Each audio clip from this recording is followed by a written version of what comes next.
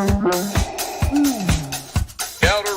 News with Austin Gordy, Ray Snedeker, and Ashley Wilbex. I got a bad feeling about this. And welcome to the Outer Rim News. This episode is all about the girl power. Whoa, what are we doing? What are we doing? I think Austin's trying to do Vogue. Oh, he's voguing. Okay. Okay, so this episode, what we want to talk about. I don't have pigtails. I can't be like Spice Girls. Gosh. You know what I'm trying to do? I'm trying to introduce the audience to what the episode's about. I'm trying to derail us. What? And you're doing a good job. So you're doing great. But no, what we're going to do tonight is talk about the impact of females in the Star Wars universe. And I think because, you know, a big part of what George Lucas did with the original Star Wars was add a character like Princess Leia in it and made her a focus of the movie, not just a supporting character, but she was one of the leads. And that was kind of not a thing to do back in the 70s. You know, I think that was sort of, maybe not entirely new, but it wasn't common. So I think that's important to recognize the women of Star Wars. So this was all Ray's idea, and I'm gonna it was all Ray's idea to talk about this. He because loves the I women. had to give some credit to the ladies. Get her, Ray. He loves the women. He loves. I the mean, women. is that a good time for us to do the first moment of it? Yeah. The women of Star Wars. And they finger guns. Come on, Okay. Ashley. But no, Come on. We got a special thing set up for this, and it's going to be our buzzer for the whole episode. Anytime something qualifies for a girl power moment, Ash is going to hit us with this little number. You go, girl. like for example, let's give it up for Princess Leia, guys. Princess Leia, You right? go, girl. Yeah. Okay. But who decides? Since I'm the one holding the button, do I get to decide if it's a "you go girl" moment? Yeah, man, you're the Fred Norris tonight. Yeah, you're the Fred Norris tonight. You got to give the sound effects. All right, so you use it wisely. You have to smartly impress and funnily. You have to impress me with some great talk here, really, or you don't get the "you go girl." Well, I was going to say, speaking of Princess Leia, I know I'm, not blowing smoke, but can we all agree that she was probably one of the first strong female characters we were kind of, exposed to in pop culture? I mean, I thought for a long time, it just felt like when I would watch movies and stuff, especially, when you're growing up, it's macho movies, stuff like that. And a lot of times it's damsel in distress stuff. So you never really get to see a woman in power. But with Star Wars, I just remember it blowing me away because, at first you're like, she's reckless, but at the same time, then she starts becoming like a badass, and then she's telling her like the guys that come to save her, like what you're going to do, and do. I mean, it was just, it was totally new to me, and I really respected it. It really, I feel like exposing children to that especially is formative. They need to see those mixtures of characters, because I just kind of noticed that shift. I mean, just think about that for her story in the first movie was, it had nothing to do with her, a princess, typical fantasy story. There'd be some subplot about, her needing to marry a prince or something like that, or some romance subplot. And that really never factored much into at least her self-characterization in A New Hope. The only thing that had to do with romance was Han was having the hots for her. That was it. But she really didn't respond to his stuff at all. But I liked that her character stuff was about doing her job. It was about doing her, duty in the rebellion. Right. And yeah. So, but even the first one, it was even, you didn't even get to see as much of the duty, I guess, as much as, or I guess the job as much as the punishment or the after effects when she's getting captured by the Empire. Tortured, but she's strong that whole time. She got, like you said, she got tortured, but they get loose. But like you said, she never really falls for a guy. It's never really part of the equation. You kind of see both of them, pine for her, And yeah, I really thought that was cool that she sort of held her own throughout the whole movie. And then in the next movie, you got to see a strong woman explore, like, okay, when is she going to let her hair down? You know, and you know, like, you know, like kind of explore feelings that she may have for somebody, especially with somebody who normally wouldn't be sticking around, but obviously the guy is not as bad as he seems to be. So it's like you get to see her kind of, she's already a general and like guy in the army. You see her out there directing the men, like a whole fleet of snow speeder guys about to go into battle. She's telling them exactly what they're going to be doing. Yeah. They always, I mean, people kind of complain about the whole power, you know, like the bigger push lately with, you know, female characters and stuff in Star Wars. But I'm like, look, man, that stuff was always there. Like Leia was laying the hammer down. Yeah. You go, girl. Number one. Yeah, and you know, I'll say this: we've said all this, but it's probably would be a disservice or not a disservice, but you know, if we didn't acknowledge that, you know, there was stuff that George did that probably it wasn't as progressive as it could be. No, you know, obviously, like there's the you know, the infamous costume in Return of the Jedi. That I was going to say Return of the Jedi actually was to me was a setback, and even to me it was jarring watching it. It was almost just him trying to feed. It's like a way to feed the teenage fantasies, but at the same time let her fully explore her sexuality, because she always was sort of. I mean, she always was sort of. She wore dresses and things, but it was always elegant and regal. You never really got to see much skin. So it was, you know.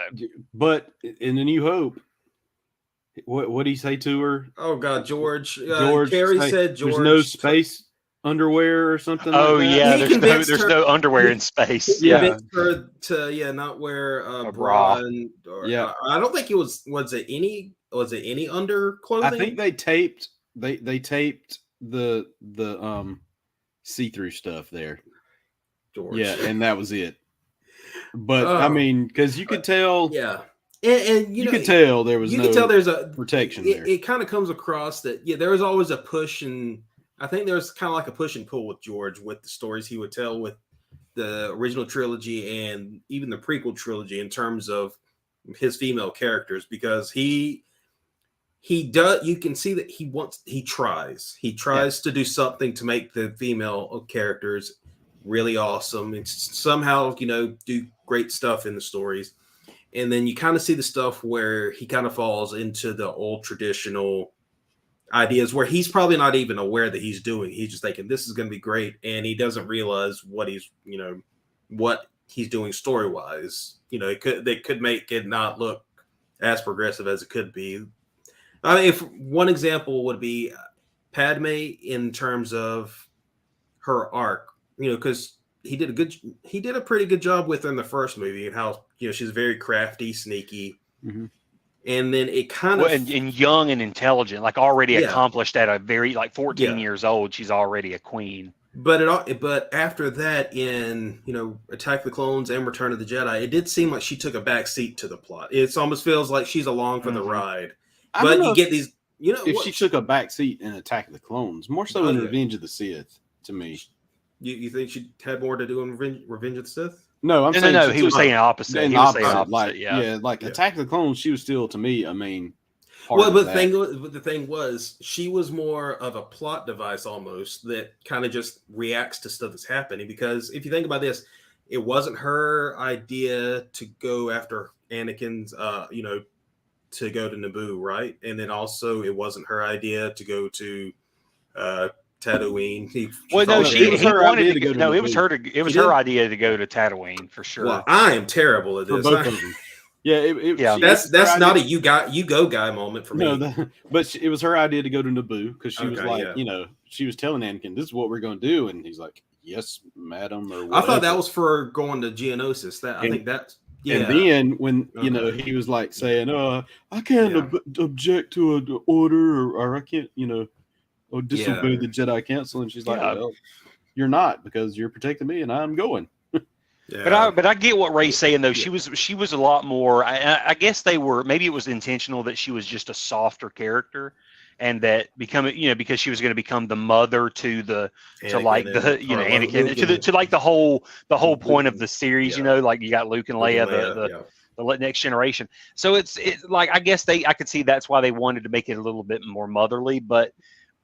And I don't know, but yeah, I agree that I liked where they were going with it, saying that, okay, by 14, she was an elected official. I mean, she was elected, they say queen, but you could basically say she was like a president of the planet. Yeah. But she, that was really cool. And before that, she had been training. So it was like Leia followed in those footsteps, really. Mhm. So yeah, I like that she was strong, but Leia was definitely a stronger, I feel like, a more. Well, okay, so Well, but to flesh her out even more, you got to break away from the movies and then and go go see to the Clone Wars, Yeah. where she had some arc, some episodes that were solely focused on her. Mhm. She took control, she took command, and got the job done, even to save, like Anakin at times. I mean, Anakin was in trouble, she'd hop off and go, save him. Like the Clone Wars movie. Yeah. At the end, I mean, he what was it? I say this is I'm listening as someone who really didn't watch the Clone Wars, so I'm going to be new to anything you're telling me here. Oh, Yeah, okay. she definitely was. She was given a lot more to do and Okay. a lot That's good. stronger character. Like there was a lot for her to tag along and do in the series and stuff. And she pulled her weight. Yeah, And also they fleshed out her and Anakin story more. But and going back to go ahead. I didn't like the whole introducing what's his name, the protagonist, the love triangle crap towards the end of the series. Oh, there's a love triangle. Ooh. Yeah, to make, and Anakin was all mad at this guy. Did he You murder don't him? remember what was the guy's name? I really don't remember that. That must have been towards the end of the series, and that's why I'm going back through them because by the time I got to the lost chapters, it had been so long since I'd seen the last season before that. I mean, it wasn't in the Lost. It wasn't. No, it was probably the season before that, right? Yeah, it was. Because I barely remember 3 or 4. Remember that whole plot? There was like the whole plot towards the end of Obi-Wan, with the bounty hunters. Oh yeah, I barely remember that. Yeah, barely. Yeah. Like, yeah. It's like it's just like a drunken night that But I knew must have happened. But this guy was like maybe a senator too, so they went to political school together or something. Whatever they do in Star Wars, however they come up in the. Did they have more of her storylines like not revolve around any type of romance plots? Oh yeah. Okay. Yeah, like just there was missions. plenty like Missions and things Yeah, like that. Because so I her having to negotiate. And Yeah. things like that. Yeah, I came across this thing. Oh, this has been a couple of years I've heard about this, but have either of you ever heard of the Bechdel test? the what now? The Bechdel test. Bechdel. It's spelled Bechdel. Nope. So basically, it's for female storytelling. It's like just a gauge of, how you're treating your female character in a story. Mm-hmm. And like there are 3 parameters to it. So first off, because I'm having to go back and read just to make sure I remember all of it, because I only remembered like one of the parts. But so the first part of it is like a scene in a story or a movie or script or story. So there are 3 parts to it. First, it would have to have 2 women in it, and then when these 2 women talk, they can't talk about a man. A man cannot be the point of the plot between these 2 female characters. Yeah, so it's in like, because it always feels like that they're, when people write 2 women speaking, it always feels like romance always has to come up about it. And I think that's a byproduct of years of, romantic comedies or romantic dramas. And it kind of bleeds into other genres too. Mm-hmm. So is there? I mean, you're talking about this test. Is there like a website? I don't or actually, something that but you thinking about that, when I came across that recently, because when we were talking about doing this episode, that came back to me, and I was really thinking about it throughout all big Star Wars stuff that I knew, and from what I remember, nothing fully falls into that all three parameters, but also it.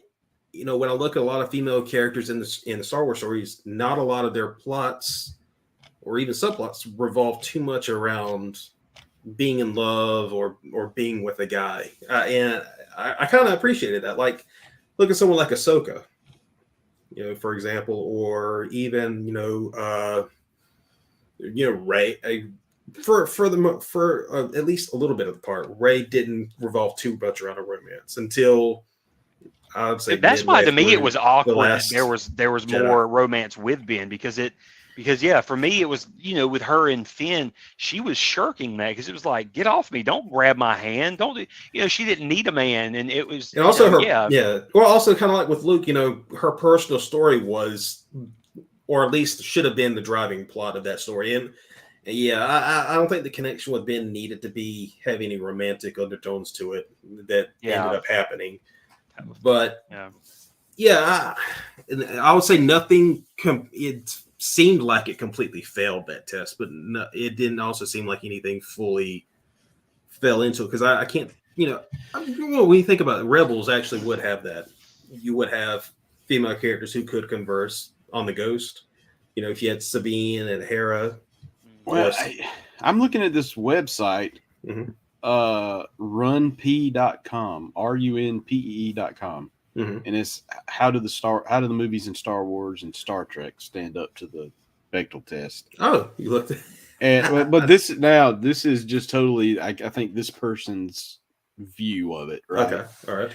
Phantom Menace, fail. Attack the Clones, fail. Or Revenge of the Sith, fail. Well, I think it's because it's following along those stringent. It has to complete all three of those categories. So I was being a lot more lenient in how I was judging it. It's like Solo, fail. Rogue One, pass. Really? Yep. That makes sense. Yeah.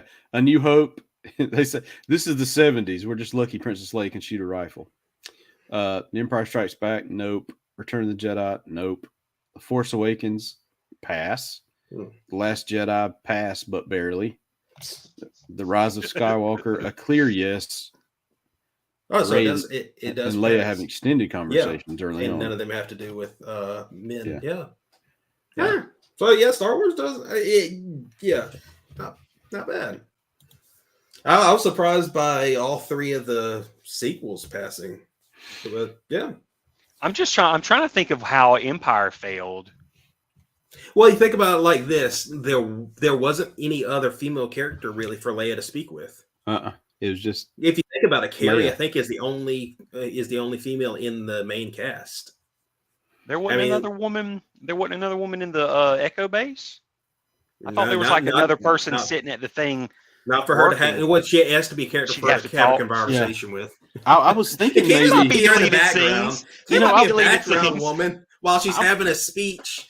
There's a Return of the Jedi. Ray, there's a deleted scene where she just walks by her chair and goes, pat, and that's it. And you're like, that don't count. That don't count. You're going to qualify it as if when she's doing the little speech at the Rebel base in the beginning at Hoth. You said, like, look, there's a woman sitting down back there, and she's not talking about men. She's just sending them to their death. She's like, Gail, did you hear me? Okay. I get that though. I get that meeting those requirements though. There wasn't a scene with her talking to Mon Mothma in Return of the Jedi. I don't think so. Mon Mothma talked to everybody, but not her. Mon Mothma was more of an expository stuff with any of her dialogue. She didn't really converse with other characters. She's the one that she states the stuff. And yeah, if you go back and look, I don't think she actually has conversations. I think we'll actually get conversations more from her, in Andor coming up. I think Rogue One, did she converse? She might have conversed. Rogue One. Well, I was just saying Rogue One, So that's how it passed in Rogue One. Yeah, Jen and her mama talking. Oh yeah. At the beginning of the movie. Jen and Mon Mothma, and I think. Yeah, they had a great scene. I mean, I'm telling you, the woman that's what made, that's another thing. Since we're speaking about female, like women in Star Wars, the woman that plays Mon Mothma now, I can gosh, she's so great because they picked her in the prequels, like she played George picked her for the prequel movies, and she I think she had a deleted scene in Revenge of the Sith, Genevieve but O'Reilly. yeah, so yeah, I was so happy when they kept her, like they kept her in the cast and brought her back. And when Rogue One come out, I just remember seeing her scenes and just getting chill bumps, going like I'm reading the expanded universe. I mean, I'm reading the expanded universe. I'm just saying, like, when I was a kid and seeing Mon Mothma actually have scenes with Leia and Han and Lando and everybody, when she was incorporated into the storylines, you never really got. I mean, it's so great to kind of hear that or see that on screen. And she was a good pick. I mean, she talks like the woman. I don't know. It's I mean, not exactly, but enough. I mean, she's just got that feel of the original actress in there. Oh, she does. Yeah. Yeah. Mon Mothma is going to be a great part of Andor. And I think that is a must watch. A moment. Oh, my bad. I thought you meant a must watch. I'm sorry. Sorry. That's it. Sorry. You go, girl. Oh, sorry. You have one job. I'm trying to listen into the conversation to see where I can put some stuff, add my thoughts, and then it just. How about this? How about you just add the You Go Girls? I'll shut up here. No. Well, and we're probably gonna have some good, good stuff with that coming up. With like Ahsoka. I think this will be the first series, Star Wars series, is gonna be a complete, female lead. Yeah. And plus you're going to have it seems like a mostly female cast. You're going to have Ahsoka. I mean, do you really want to count what's her name from the Caravan of Courage in Battle of Endor? Crystal? Yeah. Yeah, Crystal. I mean, she's not in the canon anymore. Or Sindel. Sindel. I was saying Krista. For some reason I was thinking Krista, but no, it's Sindel. It's Sindel. You're right. Yeah. She's a family annihilator. If she just gotten she got her family to just leave the Ewok village, they would have gotten wiped out in the first 3 minutes. They wouldn't have been recast and then killed. Oh Lord! The mom was dead by the time she arrived at the scene of the carnage. Then the oatmeal guy had to come in and help. Then the kid who was obviously like when they cast him, they were obviously looking for a kid who looked passingly enough like Mark Hamill to get people to look at it, give it a second look. Oh, are you talking about the brother? No, he was. I think he was a pretty popular TV actor.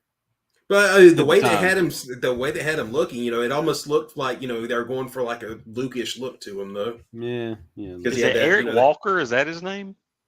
Yeah, I can't remember. I just remember seeing him in stuff. Should have been Eric Roberts. No, I don't know about that. But okay, so.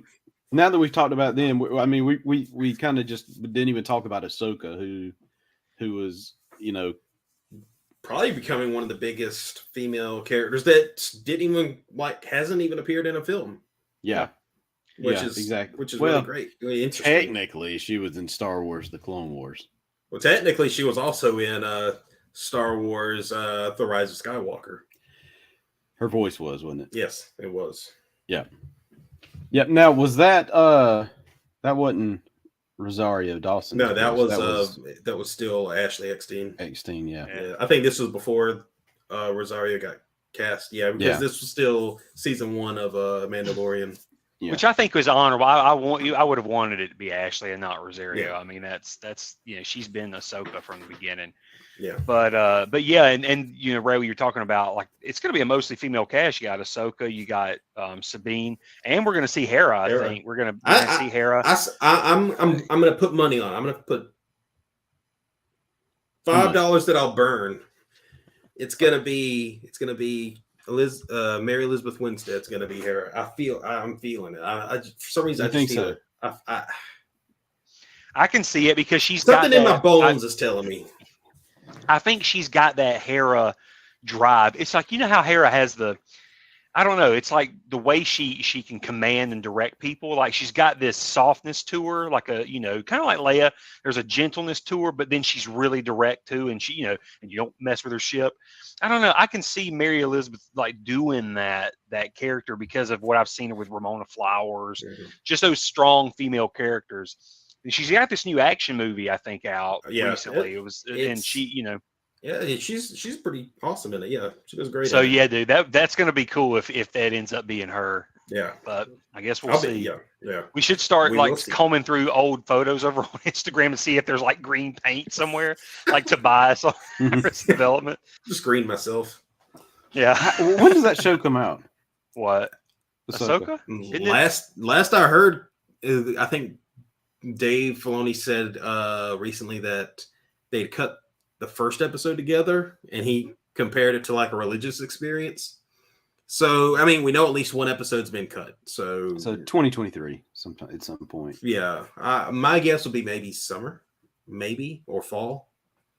I would hope they wouldn't wait that long. I hope they're not. I hope it's spring. I hope it wouldn't take that long. I mean, because we got the rest. Yeah, I'm assuming that they're pretty much done with principal photography at this point. Yeah, you would think. You would think.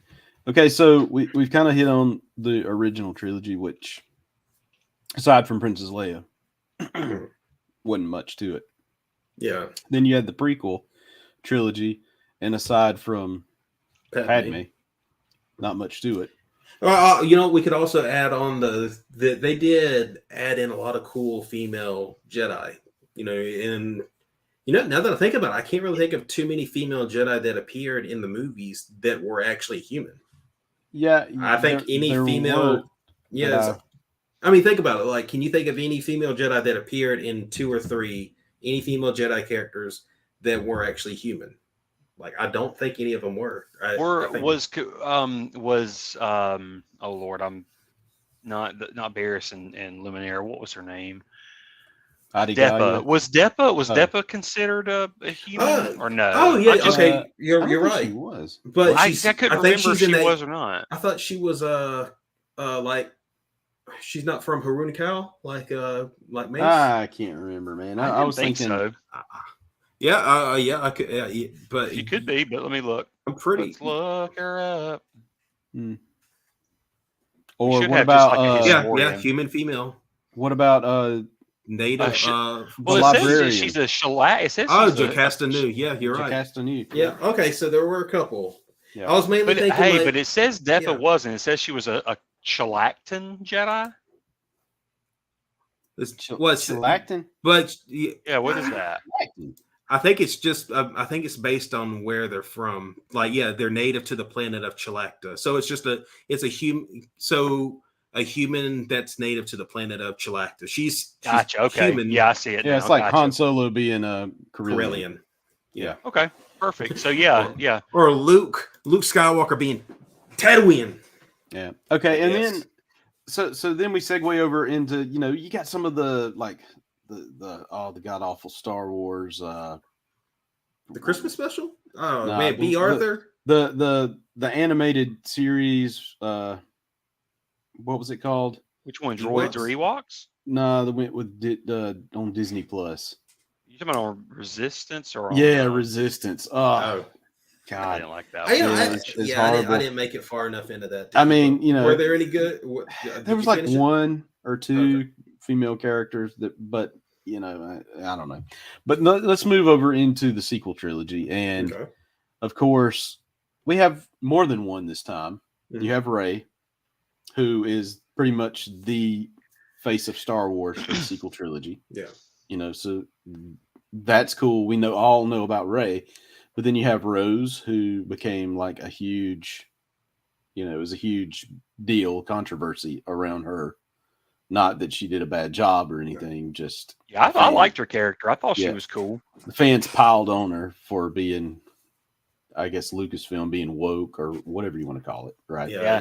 I think they just took it out on her. They looked at it as like a woke move, and then and I think they took out. And obviously, then you had on top of that all those like the racist trolls and stuff that are online. Mm-hmm. It had to have been overwhelming. You know what I mean? You're getting attacked from all angles.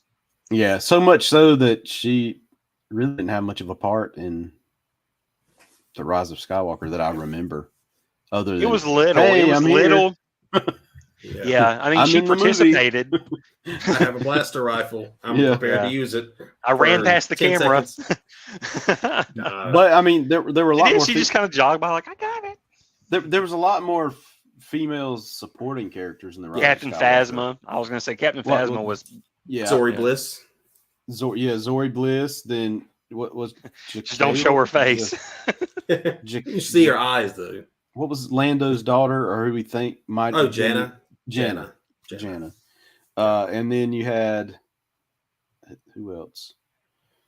There was. I mean, we obviously have we Oh. have Holdo and Leia yeah, command. Yeah, again, General Holdo. and Connix. Connix.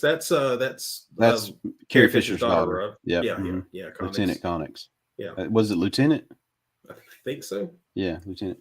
Obviously the sequel trilogy did much better job. Yeah.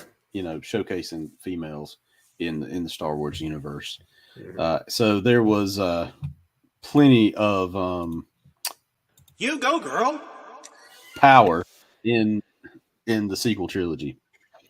But Agree. yeah, I think we need to wrap that up and let's segue into like our favorite, like our three favorite characters. And I know there'll probably be some overlap. All of us here. But And can we consider? Does it have to be only new canon, or can it just be overall like female characters over legend canon as well? yeah, if you want to be nerdy, nerdy, 'Cause I have some legend characters. Yeah, I would use.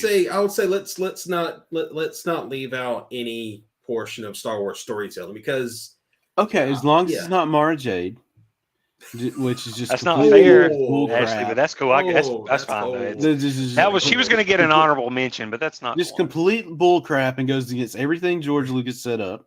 But anywho, no, I'm just playing. If Mara Jade is your favorite, go ahead and say Mara Jade. And we're gonna start by these invisible dice I have in my hand. Oh, And- who's gonna go first? Yeah, so who's Okay. gonna go first? I'm thinking of a number. Wait, I'm thinking of a number between 1 and 10. Ray, 2. Austin. 8. Woo! It was 7. So now we have to decide, like, if you go over, does it count? Or I mean, I'll go first. okay, you go. I was going to first. say, You go yeah, no, I first. mean, really, some of my favorites were probably obviously Captain Phasma. I loved that character, and she didn't get enough. I love, I like the book. So she had a good origin story because it's sort of a Mad Max post-apocalyptic world where she just, she got the spear and all that. I mean, it was pretty cool, and she had like this mask. It was. I want to reread it. I need to go back and read it again. I thought it was cool, and I like the origin of her armor, how it came from the Emperor's ship. Yeah. Like his Naboo ship. That makes it even better. And plus, I love Gwendolyn Christie. She was a cool actress, and watching her in Game of Thrones, I mean, that character was, Brienne of Tarth was awesome, just awesome. I mean, they made that woman fight a bear. You know what I mean? She was a beast. And I loved her. You got to see it. She's awesome. Man. But anyway, to get to share her into bring her into the Star Wars universe was great. So I don't know. I want more of her. In adding on to that about Gwendolyn Christie and Phasma, it really feels like they did a disservice to how they utilized her within the trilogy too. I feel like what they could, instead of the way they got rid of her at the end of the first one, what they should have done was have her tangle with Chewie at the end of it. Like they should have had just a quick melee. He take her down, and then they get the information out of her. Yeah. And if they wanted to get rid of her, like throw her out the air duct or whatever. But I would have showed off her like this, at least like she could fight back and fight a Wookiee at that. You know what I mean? And then know that she could come back.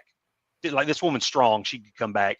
They just always it was almost jokey in a way, like punchlines and things like that. And that kind of made me mad, but I just kept faith for the character because I thought it was just a great character. Mm-hmm. And then, I would have to say, like, from the Legends series, I have to go all the way back. for whatever reason, this character always stuck with me, and I just dug her story. And Admiral Dala, I don't know if you guys remembered her or ever heard of her.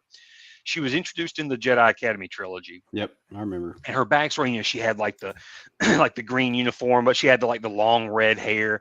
But she was like almost like she reminded me of Poison Ivy.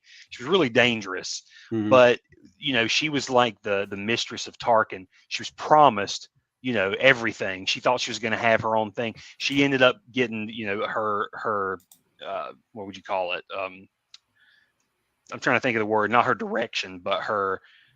Anyway, she's sent to the Maw installation, and to run that, you think that would be a promotion.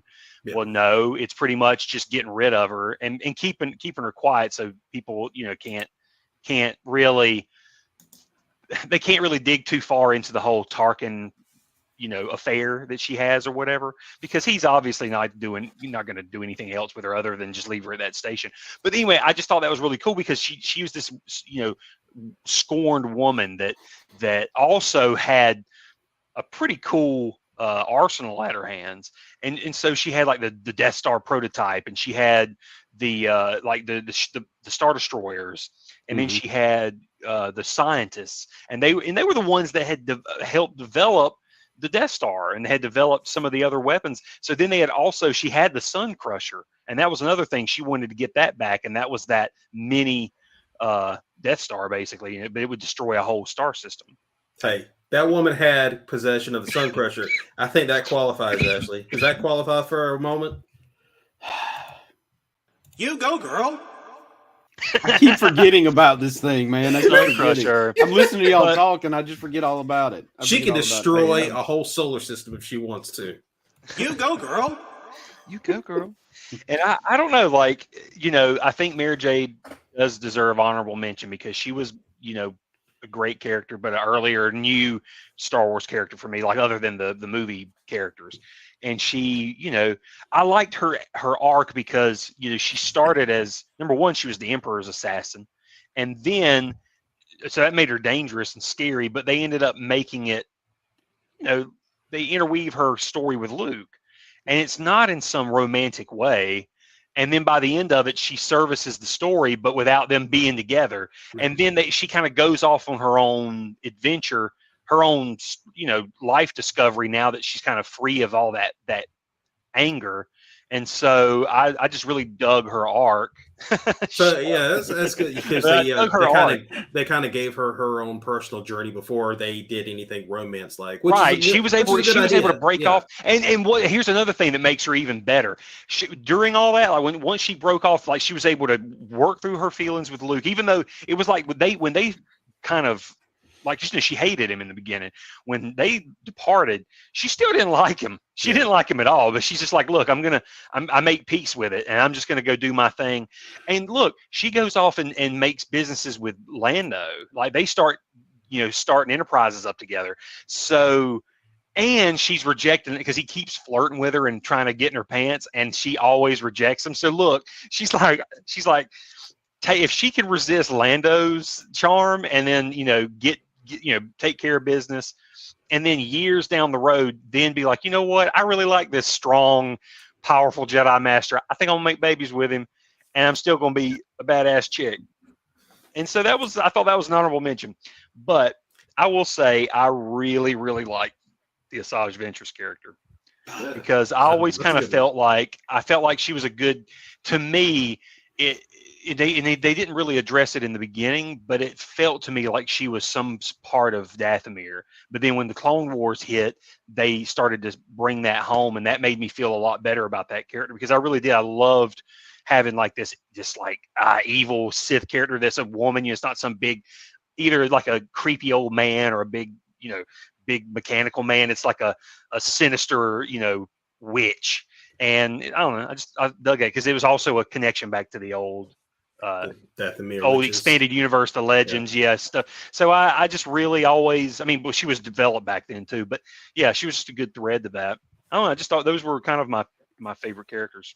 And it was cool to see her storyline play out throughout the expanded, the Clone Wars, and then end in the Dark Disciple. So that Yeah, I was think kind of I was so happy that when they did the Dark Disciple and Yeah. got to tell her or finish her story that way, Yeah. give her a good ending, that made it even better for her. I really dug that. So we had Asajj had a very complex. Oh, I was going to say it. But one of the other things about Asajj that made her my favorite was that she was trained by Dooku, and Dooku was one of my new favorite characters. When he was introduced into the Star Wars universe, I was Dooku mad. So yeah, she had the Dooku imprint on her. she had Dookie imprint. She had that Dookie. So she had a complex emotional character journey, and then also we had a character that could actually resist the charms of Lando Calrissian. I think both of those earn. You go, girl. Hit it So again. those are your three, Austin. Hit it again. You go, girl. That's it. Woo! Hey, one more time, Ashley. You go, girl. All right, go ahead. Next, who's going next? All right, Ray, go. Let's see. I was thinking. Well, I was trying to do different things. I was trying to be a little unconventional, and I'm trying to reach back a little bit here. But I'll start with something newer, more recent. One character I really have liked recently that really surprised me is Fennec Shand, Ming-Na Wen's character from Yes. Mandalorian and Book of Yes. Boba Fett. Great, awesome character. I'm so glad. Like, it would have been so easy to just let her character stay dead. Did I take a character from you, Ashley? No. I was changing it up. I'm doing was some trying to production. Yeah, I'm doing some production here. But I remember liking the first episode when she was introduced because it was a really cool, kind of like an Old West feel to it. It felt like a story you would find like in like an Old West, like maybe an Elmore Leonard Western or something like that. So, but a space version of it, with you had the bounty hunters searching after a deadly outlaw, and then you have one backstab the other one. One bounty hunter backstab the other. So I loved that episode when she was introduced, and then I loved, in season 2, they brought her back into the storyline. And meanwhile, when I hate that it took her, that it took this long for Hollywood to finally really notice her, and she's been around forever. She's, I remember her from Street Fighter. Street Fighter and Mulan. Yeah, she's Mulan. Yeah, she was the first Mulan. She was the good Mulan. I remember But- there was the Joy Luck Club movie she was Yeah. in because it was based on this big selling book. Yeah. But that was it. And I think that was what got her into Street Fighter. And then after that, it was almost like she disappeared other than Mulan. Yeah.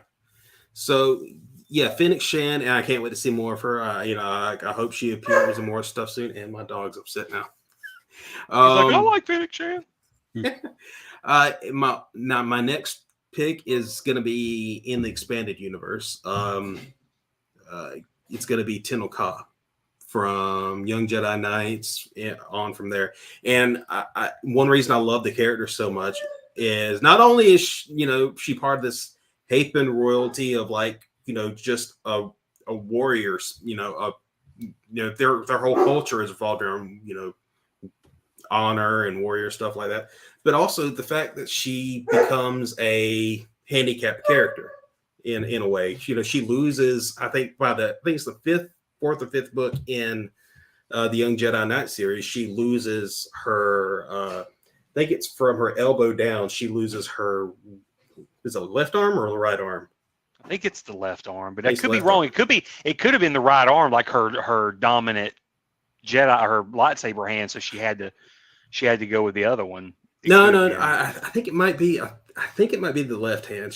But she lost one of her. She lost one of her arms from the elbow down, and in a world where it's very easy to, mend this kind of injury. You can easily get prosthesis. We found from Empire Strikes Back. You can replace an appendage with their robotics and droid stuff is good enough to look like a real working hand. You can replace an entire stomach, apparently. Yeah, like with Fennec. But I loved what Tenno Ka was. There's a scene after the incident happened. They were fitting her. They were getting ready to fit her with a prosthetic arm. That would be kind of like just like what Luke has or Anakin got. Mhm. And she decided no, she was gonna live with this. And she was not only live with it, but she's going to learn to deal with it. And I don't know, I really respected that because it could have been so easy for her to just take the easy way out and just replace the, you know, the limbs that she lost, and instead she takes it as like a learning moment. So I've always loved the character ever since that. You know, she was by far one of my favorite parts of the whole, you know, Young Jedi Knight series. On top of that, she had an awesome lightsaber. Remember? Yes, the Rancor Tooth light. Yes, a Rancor Tooth lightsaber, so cool sounding. That was the best. But yeah, she was my second pick, and my third. You know, been so easy to say something like Ahsoka, and I do love Ahsoka. She would easily make my list, but I kind of, like I said, I want to kind of venture into lesser known ideas, and I'm going to jump to the High Republic, and I'm going to say Avar Kriss. I love that they, you know, they introduced her as this really cool, confident leader type. You know, she's and we haven't really gotten to see that with, you know, the Jedi Order, because Jedi Order, most of the leaders, you know, the ones that really have the voice in the council from the Clone Wars is usually male characters, you know, whether it's like Yoda or Mace Windu.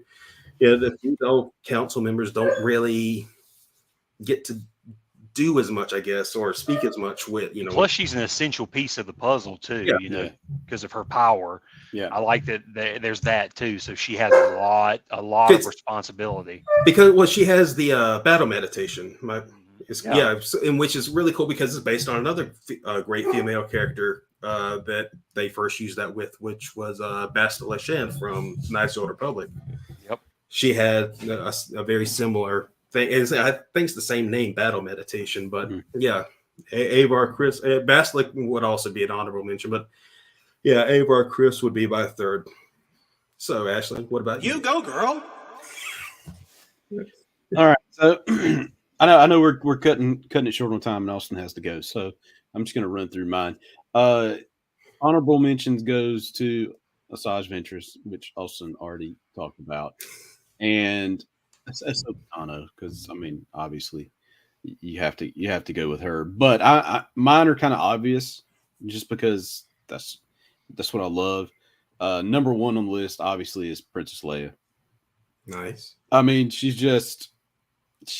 I grew up with that character for, you know, forever before the sequel trilogies were even a thought. You know, I had almost 20 years of Princess Leia to myself. You know, that sounds kind of weird, but you know what I'm saying. I know what you're saying. The most important female, you know, fictional character, in my opinion, at that time. Yeah, I don't remember another fictional female character that had the gravitas or the, you know, or had the focus put on them like her. And then, of course, I'm gonna slide over into a Padme. I just, again, something about her, I kind of gravitate to, just because she's a strong female character. And I think I wouldn't have said that without the Clone Wars being pulled into it, because the Clone Wars really adds more dimension to her character than just the normal 3-movie trilogy that you see. So the Clone Wars are very important and something you have to watch just to get an idea of who she really is. I mean, she has some pretty cool moments in the movies, but you know, over here in the Clone Wars, they flesh her out more. And then I'm probably going to say Jyn Erso, probably the coolest female character with the shortest amount of screen time ever. I mean, she was just in the one movie. That's it. She's not going to be anything else unless they do some sort of prequel, obviously. The eternally saddest character biography possible. Yes. But I mean, she's the epitome of strong female character. And you know, kind of in the same vein as Princess Leia, but probably a little more, you know, that they show a little bit stronger side to her than they do through all the movies with Princess Leia in them. Well, I think Jyn has a little bit more grit. Just the thing she has to do in the movie. You know, and stuff she has to overcome in the movie that Leia, you know, she does have to overcome, but it's not like directly seen in the movie.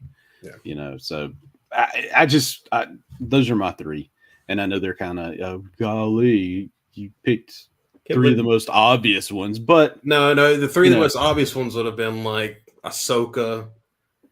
I'm surprised Ahsoka wasn't on your list. I thought one of us was going to pick Ahsoka. Honorary. She got honorary mention. Yeah. And I think we were all trying to avoid picking Ahsoka, and then we ended up all avoiding Ahsoka. Yeah. Well, I mean, she's honorary mention. Better luck next year, Ahsoka. Yeah. Yep. So that's my three in the list. You go, girl. All right. So, do we have any hauls? Any Star Wars hauls? I do have a quick haul. If Okay, nobody, go ahead. Finally got some of the Obi-Wan Kenobi figures in this week. Oh, sweet. So we have our. This is the Wandering Jedi Obi-Wan. And he's got little Lola up here. Yeah, it's weird. She's got like a little clip on her on this little stand thing. So I figured out, I think you can kind of just like mount it on a character, kind of like this, like just mount it on his shoulder. So I got Wandering Jedi Obi-Wan. And we also have.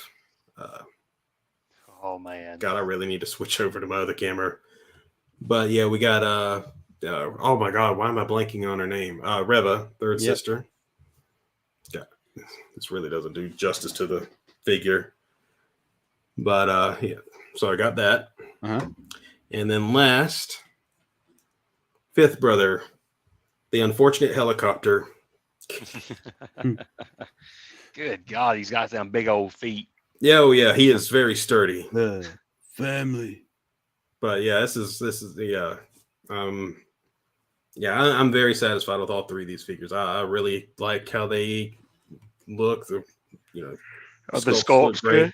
Oh yeah, that Obi-Wan's the best Obi-Wan I've seen. I mean, it looks great. Oh yeah, I can't wait for the other two because I really would like to get a look at them. I'm almost done with Shadow of the Sith, and I'm ready because I don't know if I showed this one before because I did get Padawan, so I can't wait to read this. But I've also got the third in the Padme trilogy that PK's been putting out. So this is Queen's Hope. I guess it's going to be the final one, but it's about her after Attack of the Clones. Like it's going to cover, I guess, her and Anakin's secret marriage and things like that. Ooh, saucy, spicy. Ooh, yeah, scandalous. But no, these have been good books. These have been really good. I would recommend them for sure. Look at that. Beautiful.